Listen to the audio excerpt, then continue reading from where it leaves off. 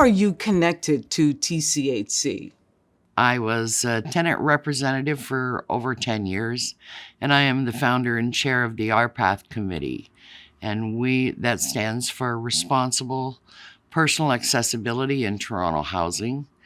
And we are a group of tenants who live in Toronto community housing, who live with physical disabilities, who advocate for people with physical disabilities.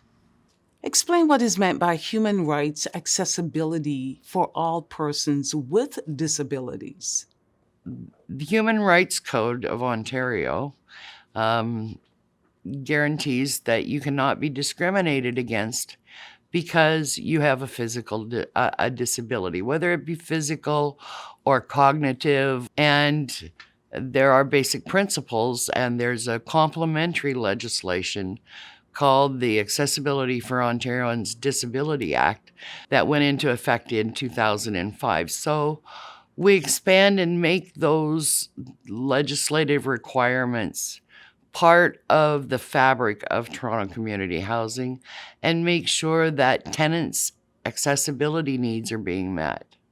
Whether it's the built environment or it's the communications team, whether it be printed matter, whether we can hire staff that have physical disabilities. There's lots of aspects to accessibility. It's not always just a matter of a ramp. Kathy, can you explain some of the initiatives that came out of the RPath committee? We improve community spaces such as the one that we're in right now. This particular space originally was a locker room and part of a garage because this community did not have a community space. And so we work on existing community spaces and create new ones where necessary. We work with upgrading existing community spaces. And I think most importantly is to make sure that the tenants who have physical disabilities, that their units where they actually live function for them, that they're usable spaces, that they're safe spaces. And through our budget recommendations, our policy recommendations, Toronto Community Housing has been open to those suggestions, and the executive team, board, and management have helped us improve the quality of all of those things. In this way, people who have disabilities and who have medical needs get those needs met, and it's well documented, and it's at no expense to the tenant, and they don't have to be fearful. We've made sure that staff are in place that are tenant friendly, that they feel that they can ask them all kinds of questions. They can contact my committee. They can contact me at any time, day or night, and they do, if they get fearful. Because it is a process to get your unit modified. And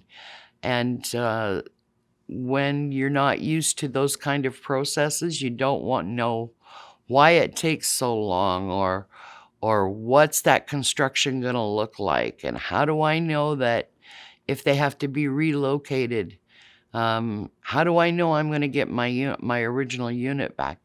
We can calm those fears and make sure that they understand. And we work with Toronto Community Housing staff because the part that they can't provide is a tenant-to-tenant connection where we can. It's not the corporation and a tenant. It's them plus us. So the accessibility team, which is management, staff, and RPath, we work as a solid team. It's not tenants and Toronto Community Housing separately, and we try to find middle ground. We all look at each other with that we're a solid team together, and that's how we've been successful. When you talk about modifying a tenant's unit, what are some of the recommendations would our RPath committee make? we get into very specific standards. We've helped Toronto Community Housing develop build standards that go above and beyond the Ontario Building Code, the CSA, Canadian standards, and that make the spaces actually usable in day-to-day living. A lot of times these kind of building codes and that aren't updated often enough, and they are not pertinent to the current devices being used by people with disabilities. So we've made sure that the Toronto Community Housing Accessibility Build Standards meet those requirements. And all of that is based on medical need that is qualified by a medical questionnaire that the tenants take to their own doctors, their own medical professionals, whether it be a doctor or an occupational therapist, that they fill out so that our accessibility coordinators can do a true assessment when they meet with the tenant, and they can see how they really function. It might be that they need an extra grab bar, because everybody's disability is different. There are some basic things that that are in the accessibility build standards, but unit modifications are geared to that person's disability. What was the year 2020 like for our path and the accessibility program? 2020 was a challenging year. 2021's going to be a challenging one as well, but with getting hit with the pandemic, the problem was that just because a pandemic hit does not mean that our disabilities could be put on hold. So for simple things like our path meets monthly, instead of meeting in person, we're now meeting by conference calls. The accessibility coordinators, for a short period of time, could not go out and meet the tenants in their units and see how they physically function. So they had to be creative and go with the medical questionnaire, talk to them on the phone, get to know the person so you could really understand what they needed in their unit. And if they needed to be relocated in order to have their unit modifications, sometimes that wasn't possible because the tenant was fearful of moving to a new community, even temporarily, while the construction was done.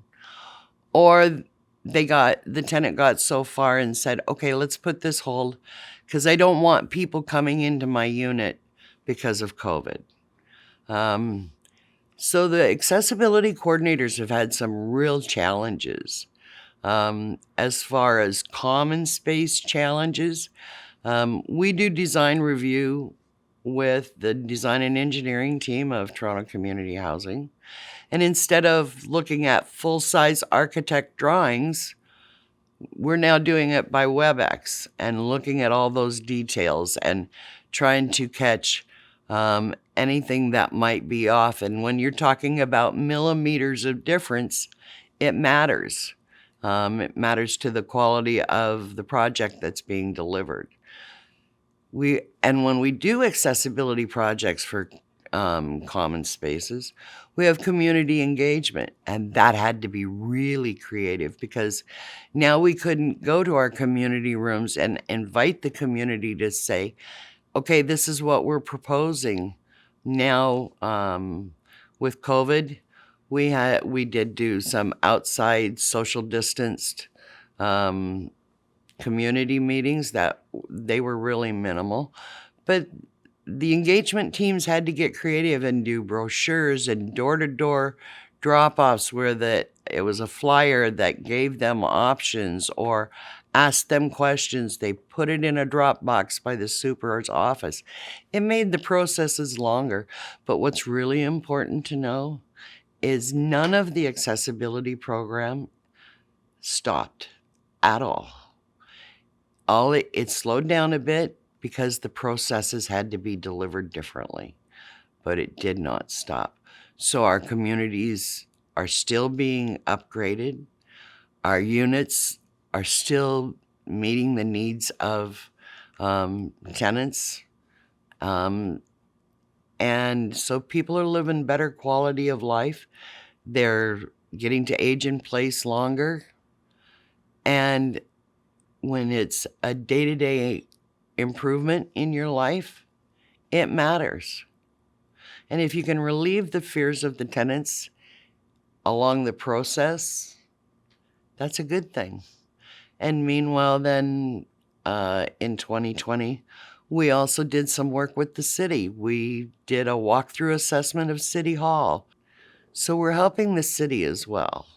The idea is to help not just Toronto community housing, but help people with disabilities wherever we can.